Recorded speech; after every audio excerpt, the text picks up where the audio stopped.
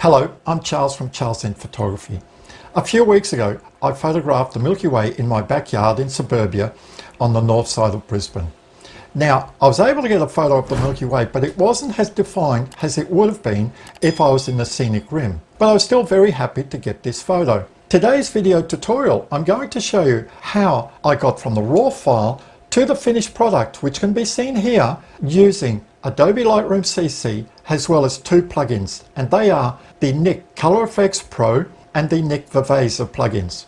Now please understand, when we use plugins with Adobe Lightroom, they are just to enhance our photos, and I will be discussing this as we go through the video.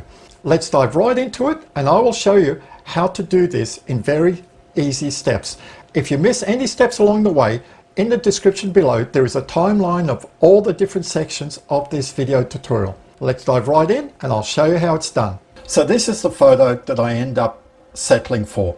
It was taken at 13mm, 15 seconds, f2.8 and ISO 2000. So I used my Nikon D7500 with my Dakina 11-20mm f2 lens, as well as I was using a Hader clear night filter to remove the light pollution, plus I also had a Nissi 3-stop ND medium grad filter on, because the foreground was so bright. Because I'm in Suburbia, the light difference between the sky and the foreground was quite evident. So I used the 3-stop medium grad filter not to darken the sky, but to actually darken the foreground. So the filter was actually rotated 180 degrees around just to darken the foreground to end up with this photo that I got. So now we'll actually start editing this photo. So the first thing we do here is we come down here in the develop module to the lens correction panel. I click on the profile side. I always click on remove chromatic aberration, and then I click on enable profile correction. So this actually picks out which lens you're using.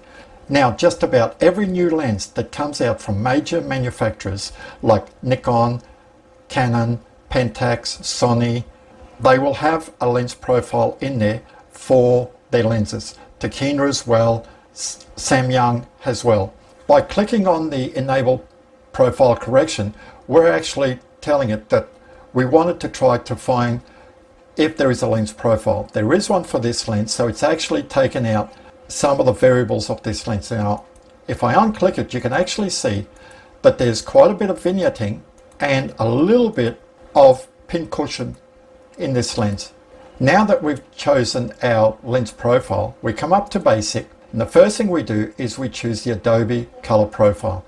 Now I like choosing Adobe Landscape for all my landscape and astrophotography. Now the second thing is we choose the white balance. We have has shot, auto, or we can choose one of the presets. I actually like it has shot, so I will leave the white balance alone. Now we come down here to the exposure. The exposure for me is quite good, so we'll leave it alone. Now we have the highlights, shadows, whites and blacks. Now using the Alt key, we start from the black. If I slide the blacks to the left here, you can actually see we've clipped the black. So I just use the slider and just slowly go to the right until I don't have any clipping in my blacks. If I hold the Alt key again and with my mouse I click on it, now the whites is opposite. We want a black screen instead of white. So if I go to the right here, you can see that the whites are clipped, so we go back until we have pure black. Now that's it. I'll leave the shadows alone for a bit and I'll come to the highlights. Now if I slide to the left, you can actually see in this brightish area here, by sliding the highlights to the left, we're actually gaining some definition, and that's what I want. The shadows here, if I slide slightly to the left, I'm actually darkening the foreground a little bit. If I slide to the right, I'm increasing the brightness of the foreground. Really, I don't want to increase my shadows, because the idea of using the ND grad was to actually darken the foreground. It's my backyard, there's really nothing interesting there. But if you were outside somewhere and you were trying to highlight a car or a building, then you'd probably increase your shadows a little bit. But for this shot, I actually don't want to have all that foreground to be of any major attraction in the photo. The main attraction is the Milky Way. So we'll just darken that foreground a little bit. The next one here is we have texture, clarity, and dehaze. In all my nightscape photography, I never use texture. The reason I don't use texture is because I'm already shooting at a very high ISO, so I'll already have a bit of digital noise in the image. If I use texture, I'm actually adding more grain, more noise to my background, and I really don't want to do that, so I leave the texture alone. I'm also very careful of how much clarity and dehaze I use in my astrophotography photos. We increase the clarity just that little bit, and the dehaze, if I hit the Alt key and I slide it to the right, you can see I'm only at 17, and down in the bottom left hand corner here I can already see some color. So that's telling me that I'm already at the limit of the dehaze, so I'll stop it there. Now we come up to vibrance and saturation. So I'll saturate the image a little bit to 20 to 1. Now the vibrance, I'll just give it a little bit. For me here, the sky is a little bit blue. I don't want to, if I increase the white balance here, I'll actually warm up the bottom here quite a bit. And I'll show you that if I just grab the slider here in the temperature and increase, you can see that all this warm down here is increasing. These colors here, the warmth is actually increasing a little bit. We'll just tone it down just that little bit. Now we'll go back to the sky, and for me here, I'm actually looking now at the photo. The sky is a bit too blue. So I'll grab the temperature and I'll just slightly slide it to the right. Okay, that's at 5,200. I'm actually quite liking that because we are in Suburbia, so we shouldn't have a totally blue sky. That looks very good. So my foreground here is still a bit too bright. So I click up here to the graduated filter tool. I'm actually putting a grad filter here. If I highlight in the middle, you can see this is where the filter is going to be applied. But if I show selected mask overlay down here on the left, you can see where the filter is being applied. So I'll swing it around, slow it down a little bit. Now, you can see I've got treetop here, and on the left I've got another treetop. So I'll actually rotate it around so that the two treetops are in line. I take the mask overlay off. Now I can actually just use the highlight and just darken the image slightly. And I'll reduce the exposure just that fraction. And I'll also reduce the saturation just that little bit as well. Now that looks much better. Now if I take off, you can see this is without it and this is with it. So the foreground here is just darkened that little bit. So I'm very happy with that. Now all I want to do is just give a little bit of definition to the Milky Way here before we go and use our plugins. So I come up here to the Radial filter tool. Now the Radial filter tool is very similar to the brush tool, except the brush tool is always a circle. The Radial filter tool can actually be shaped whichever way you like. It can be a round, it can be a very long, slender image, slender size, it can look like a football. So we're actually going to just try to cover the Milky Way core with this Radial filter. So I click on the tool and stretch it out. Now, I didn't want to do that. Click on it. Now, we'll just rotate it around.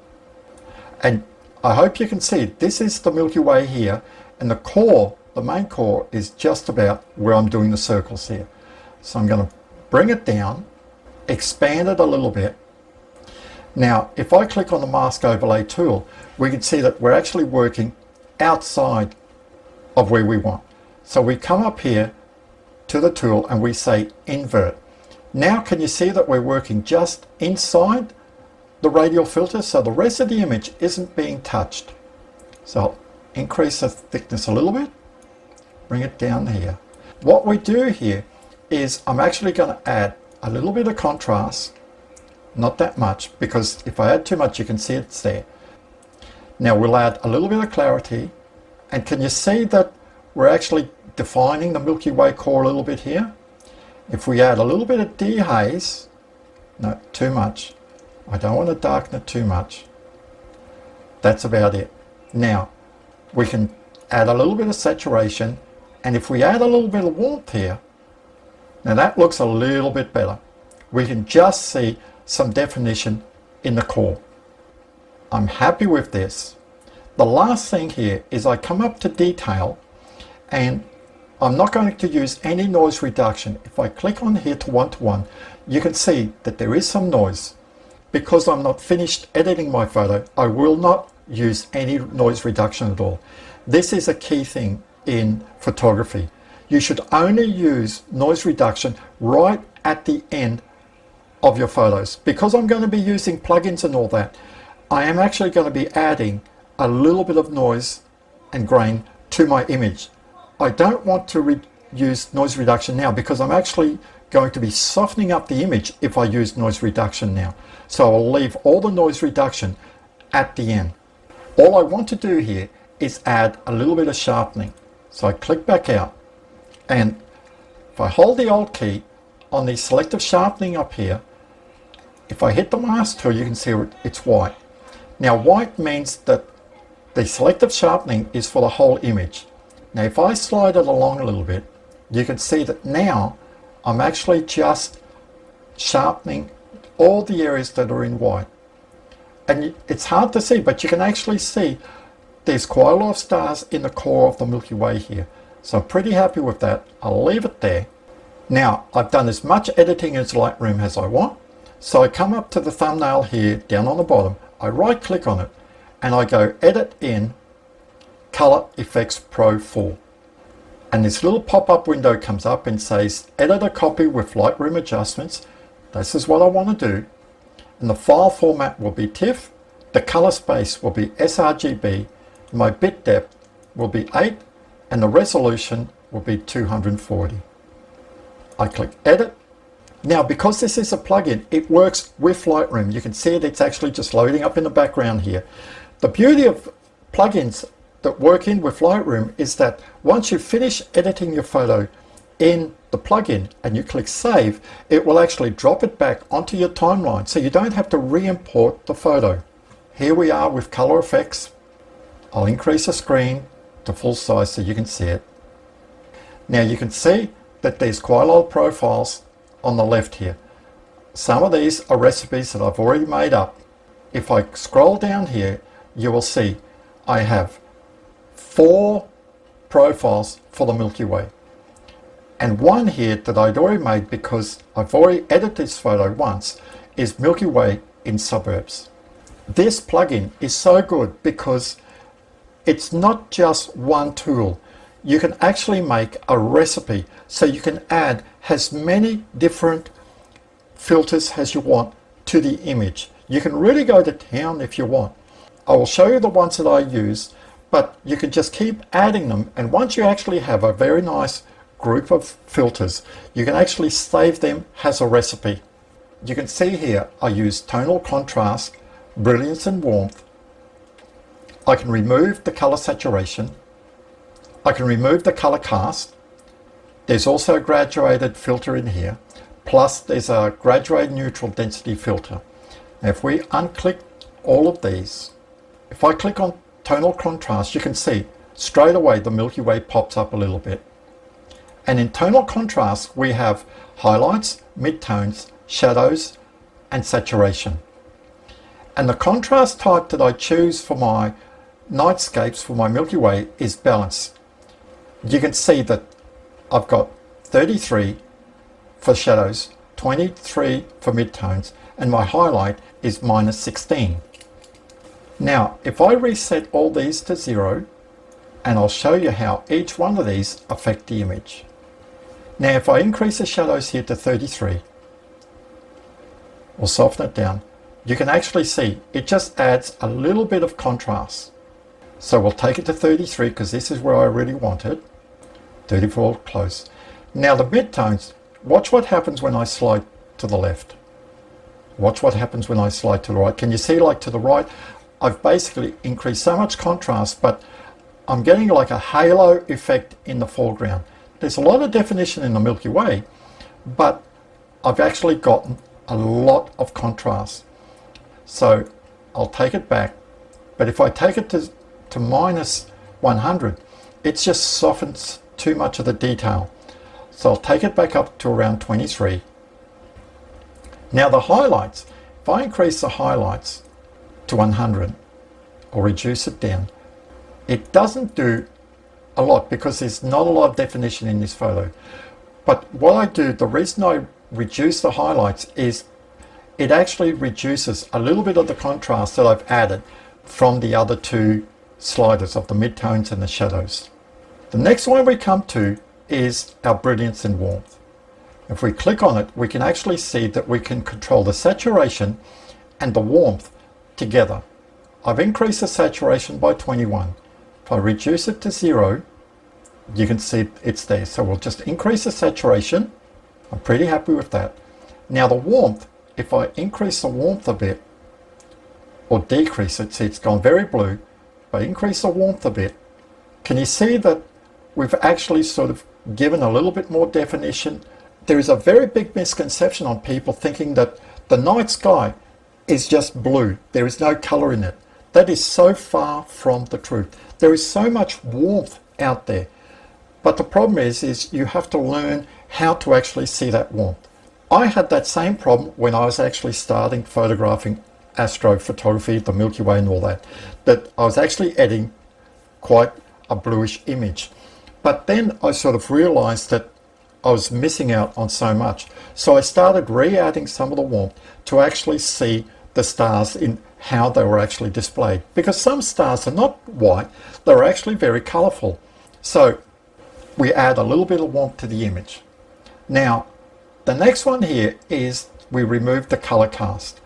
And color cast, if we click on it here, is basically you can adjust the type of color cast that you're removing. So if I slide it up here to the right, I'm removing some of the cast of the red. If I add the strength, you can see I'll keep it around here. Now, I did use another grad filter here, and the reason I'd used it because originally the image was quite blue and I'd selected a yellowy orange cast. Now if I unclick it, you can actually see it's actually hitting just above the horizon. Now if I increase the opacity, which is the strength of this filter, from 10 to 100, you can see where it was actually being applied. If I bring it down to 0, I'll just leave it at 4. This looks very good. Before I go any further, because of all the editing that I've done here, my foreground now is actually brightened up a little bit. So I'll actually use the graduated neutral density filter here, and I'll increase the strength of it to just darken my image. Now, if I increase the shadows, I'll bring this one up to 0, and if I drop the blend to 0, this is actually turning it into a hard grad filter. If I bring it to 0, you can actually see the line is about here. Using the vertical shift, I can actually lift it up and you can see where it is. I click on the rotation tool and I want it set exactly the same way as the one that was in Lightroom. I'll have to spin it all the way around. Now what I do is I increase the blend so it's not as noticeable to about here. Now I can drop it back down a bit, reduce the darkening a little bit. So I'm very happy with that. This is how much editing that I want to do. Now, if you wanted to save all the work that you've done here has a recipe, you actually come up here and you click on Save the Recipe. If you've already got some made up and you just want to update them, you come up here on the left here, and let's say this Milky Way Suburbia. See these two little circles that are going opposite? You click on this and it says click to update this recipe with current settings. So if I click on it, that's it. It's actually updated the recipe to everything we've done here. If I want to create a new recipe, I just click on Save Recipe and it comes up here. So I can actually type in Milky Way Suburbia 2 and I click on OK. Now we can actually see that there it is. It's there, Milky Way Suburbia 2. We're happy with the image now, so we click on Save. Now it's saving the image. That's it. Because it's finished its work, it's actually closed down, and there is our file here now. If I go back into Library, you can actually see there is our edited image, and this is the one that we took out of Lightroom. If we go back to Develop, and we click on to see the difference, so we click on, this is the one that came out of Color Efex Pro, and this is the one from Lightroom. You can see that we've actually already got quite a bit more detail in the Milky Way, and this we couldn't do in Lightroom, and this is what I like using these plugins. As you can see, I can actually do quite a bit with these plugins, but most of the hard work was done in Lightroom. These plugins are just an enhancement, and when I upload to Facebook and I've used these plugins, I will always say enhanced, because you've just made it slightly better. You haven't done all the editing in there. Don't rely on these plugins to do the hard yards in the photo. You've really got to do most of your editing in Lightroom before you actually use these plugins. You can notice also that it is actually a TIFF file, because we were working with a RAW file. Now we've got a TIFF file. Now I actually want a bit more detail in the Milky Way. We come on back up here to Edit In, and now we will select Viveza 2, and we do the same thing. It's a TIFF sRGB. We want 8-bit 240 resolution, and we click Edit. This plugin I only use for my Milky Way photos. We can see there's the Milky Way here. So what we do is we add control point. These are basically like the radial filters that we use in Adobe Lightroom, but they're round. You can see that if I use a slider, I can control the size of the editing point. I'll just reduce it down a little bit. Happy with this one here. Now, if I click on the Alt tool and I grab the pointer, I can actually drag the same one and make a copy of it here. Now I'll give it a little bit of room because it is actually quite big. Leave it here, because if I click on here, you can actually see how far this one goes. If I click on this one, you can see there's just that little bit of overlap. I'll bring it down a little bit more because I want overlap, but I don't want too much overlap. I do the same again, and we'll move it up here a bit. Now here, I'll actually reduce the size because it doesn't need to be that big. I'll bring it down a little bit more. I'll do this one last time, and I'll grab it up towards the edge here. Now you can see that I have 4 points. Only one is selected. But this is a beauty now. I actually go way above it here to the right. I draw a line, and I make sure that the 4 of them are selected. Let go of it. You can see they're all selected here. Now I come back up here to the right and I say group. Now I've actually grouped these 4 editing points. So whenever I edit one slider here, the 4 of them will be edited the same way.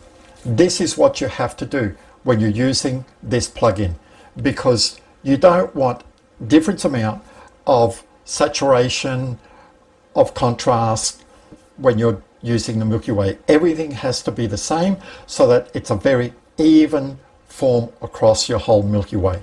So we have the brightness first, so we can increase the brightness a little bit. We have a bit of contrast. We can see if we increase the contrast a little bit. The saturation, I'll normally slide it, I like sliding it around up to about 25. Now the structure, this will actually give us the definition of the Milky Way.